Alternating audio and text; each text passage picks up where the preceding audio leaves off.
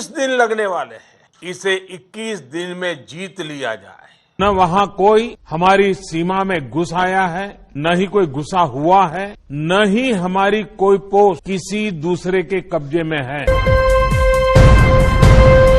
Live TV, सच सबसे आगे। नमस्कार, मैं हर्षिता सिंह और आप देख रहे हैं द लाइव टीवी। हमारा देश 2020 की शुरुआत से लेकर अब तक कई मोर्चों पर मुश्किलों का सामना लगातार करता आ रहा है। कोरोना वायरस से लेकर के गिरती अर्थव्यवस्था और भारत चीन के मुद्दे पर विपक्ष लगातार केंद्र सरकार पर हमलावर रुख अख्तियार किए हुए है।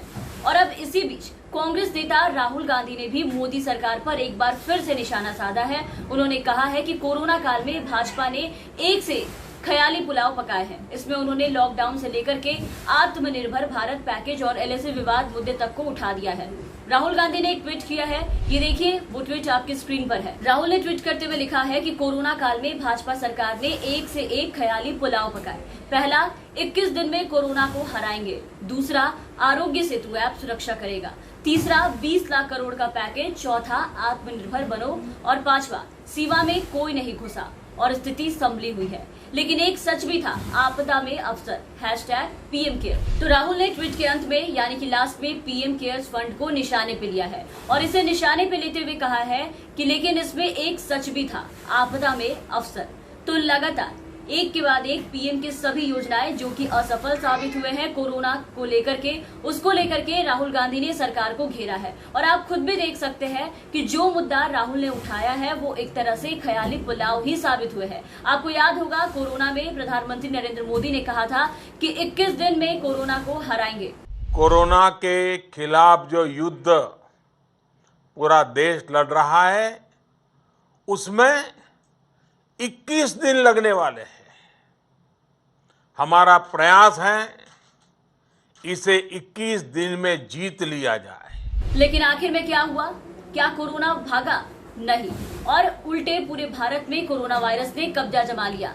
जरा विस्तार से अब 20 लाख करोड़ के पैकेज के बारे में भी बात कर ले। जैसे सरकार को कोरोना वायरस के चलते लगाए गए लॉकडाउन में मरने वाले प्रवासी मजदूरों का कोई भी आंकड़ा होने से सरकार ने साफ इनकार कर दिया है, वैसे ही कोरोना और लॉकडाउन में मोदी सरकार द्वारा दिए गए 20 लाख करोड़ रुपए के आर्थिक पैकेज के खर्च का हिसाब उन्होंने नहीं दिया है, जिसके बाद सरकार विपक्षी दलों के निशाने पर आ गई है। और कांग्रेस नेता राहुल गांधी के बाद अब तृणमूल कांग्रेस की सांसद यानी कि महुआ मोइत्रा ने मानसून सत्र के दौरान प्रश्नकाल नहीं होने पर मोदी सरकार को घेरा है। टीएमसी सांसद ने बताया है कि विपक्षी दलों द्वारा किए गए सवालों का जब सरकार सदन में लिखित जवाब दे रही थी तो उसमें ना तो लॉकडाउन में मरने वाले प्रवासी मजदूरों की मौत का कोई आंकड़ा था, ना ही उनके परिवारों को मुआवजा देने का कोई भी आंकड़ा था। टीएमसी सांसद का कहना है कि मोदी सरकार द्वारा लगाए गए लॉकडाउन की वजह से लाखों लोगों की नौकरियां जा चुकी है, लेकिन सरकार के पास इनका कोई भी आंकड़ा नहीं है। इसके साथ ही मोदी सरकार पर तंज कसते हुए टीएमसी सांसद ने ये भी कहा है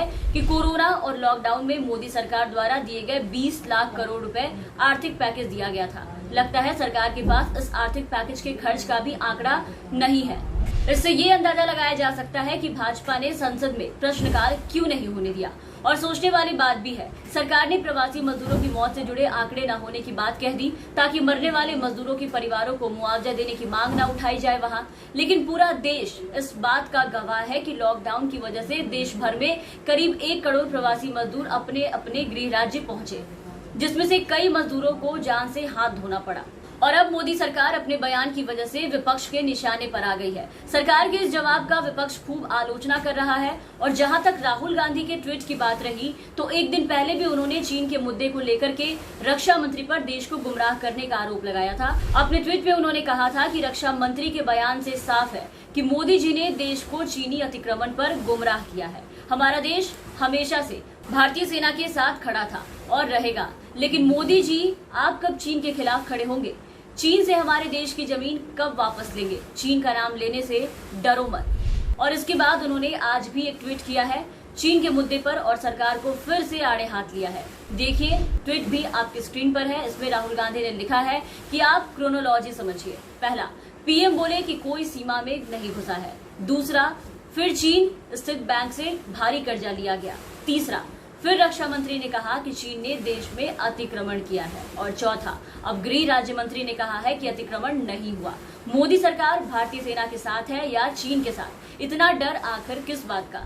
ये बात भी सोचने वाली है कि चीन के मुद्दे को लेकर के रक्षा मंत्री राजनाथ सिंह ने कल लोकसभा में एक ऐसे विषय पर भाषण दिया जो कि 1962 के बाद से अब तक का सबसे गंभीर मुद्दा था। गलवान घाटी में हुई हमारे जवानों की शहादत से पूरा देश गरमाया हुआ है। करोड़ों लोग बड़ी उत्सुकता से जानना चाहते थे कि गलवान घाटी में चीन के साथ मुठभेड़ क्यों हुई। जब प्रधानमंत्री नरेंद्र मोदी ने ये कहा था कि चीनियों ने हमारी जमीन पर कोई कब्जा नहीं किया और वो हमारी सीमा में घुसे नहीं, तो रक्षा मंत्री को ये बताना चाहिए था कि उस मुठभेड़ का असली कारण क्या था। और सोचने वाली बात है कि जिस मुद्दे पर सारे देश का ध्यान टिका हुआ है उसकी चर्चा के वक्त सदन में प्रधानमंत्री मौजूद नहीं थे।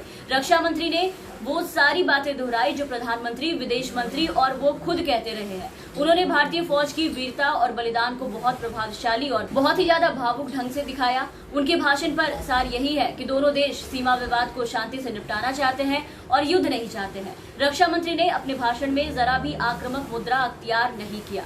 उन्होंने बहुत ही संयत शब्दों में बताया कि दोनों पक्षों ने माना है कि 3500 किलोमीटर की भारत चीन के बीच जो वास्तविक नियंत्रण रेखा है वो कितनी अनिश्चित है, अनिर्धारित है और कितनी अस्पष्ट है। लेकिन हमारा कहना है कि वो ये भी बता देते तो ठीक रहता कि साल में कितने 100 बार उनके और हमारे सैनिक नागरिक उस रेखा का अनजाने में ही उल्लंघन करते रहते हैं।